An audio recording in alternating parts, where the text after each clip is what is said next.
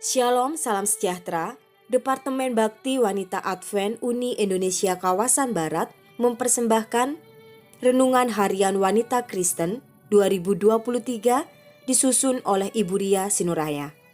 Jumat 31 Maret dengan judul Kasih Tuhan Yesus Kristus, Kasih Allah, dan Persekutuan Roh Kudus menyertai kamu sekalian.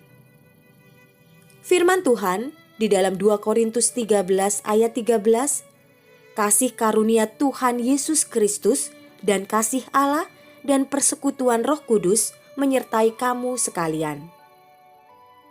Sebagai umat Tuhan, sungkan rasanya menceritakan kesulitan ekonomi kepada orang lain. Jadi, hanya kepada Tuhan saja saya mengadu. Dalam membiayai kuliah anak-anak, apalagi 2 anak, kami tidak mempersiapkan dana yang cukup. Bukan karena kami boros atau tidak memperhitungkan setiap uang yang kami keluarkan. Bukan. Tetapi memang gaji dan pendapatan kami sudah seperti ditakar dan setiap bulan memang seperti itu jumlahnya. Saat anak kami yang kedua masuk kuliah, Tuhan mencukupkan kebutuhan kami. Ada seorang saudara yang terkenal cukup pelit, namun digerakkan hatinya oleh Tuhan untuk memberikan berkat yang membuat kami kaget dan heran. Tidak biasanya memberikan uang kepada kami. Dia pelit bukan hanya kepada kami saja, tetapi kepada semua orang. Tuhan sanggup membuat hati orang yang kikir menjadi lembut dan pemurah.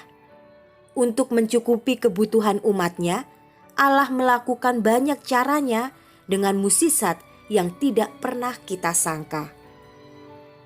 Di sepanjang bulan ini, kita telah melihat betapa kasih Allah itu dapat terwujud oleh sikap adilnya yang luar biasa. Bagi orang yang tertindas oleh karena dosa, ada harapan yang manis, yakni Tuhan akan bertindak membela dan menegakkan keadilan pada waktunya. Hari penghakimannya itu akan menyatakan siapa Allah yang benar-benar adalah pencipta, Raja Damai, penebus, hakim, dan pembela kita. Allah yang telah menciptakan langit, bumi, dan seluruh alam semesta adalah juga Allah yang sama yang telah menyusut mengambil rupa manusia supaya dapat membawa damai di dunia dengan menebus manusia dari dosa. Ia rela mati sebagai ganti kita di kayu salib yang hina. Padahal Ialah yang menciptakan semuanya. Allah yang telah mati dan bangkit itu kemudian menjadi imam besar di surga untuk menjadi pengantara bagi kita kepada Allah Bapa. Tapi Allah tidak tinggalkan kita sendirian di dunia yang masih berdosa dan kelam ini. Ajaibnya, Dia mengaruniakan Roh Kudus untuk bekerja di dalam setiap hati manusia supaya mereka dituntun, dibisikkan, dan diajar agar mau memilih Allah dan berjalan dalam jalan kebenaran dan hidup yang telah dibuka oleh Kristus bagi siapa saja yang mau menerimanya. Oleh fakta inilah kita memiliki keberanian untuk menghampiri tahta Allah dan menaikkan segala permohonan kepada hadirat-Nya. Ada Roh Kudus yang mengajarkan kita cara berdoa, yakni dengan penuh syukur dan mohon pengampunan akan dosa. Dan ada Kristus yang menyempurnakan serta mengantarainya supaya doa kita berkenan kepada Bapa. Terpujilah Allah semesta alam.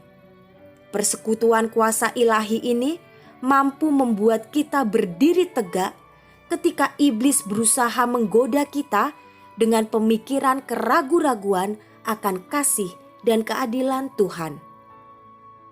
Sebelum menutup bulan ini, bolehkah Anda mengambil waktu untuk mengucapkan kembali janji komitmen Anda untuk mempercayai bahwa Allah itu adil serta Ia Maha Kasih? Ulangi terus janji Anda kepada Tuhan hingga ini terpatri dalam pikiran Anda yang paling dalam. Selamat menyambut bulan April dengan penuh sukacita. Kiranya Tuhan memberkati kita semua sepanjang hari ini.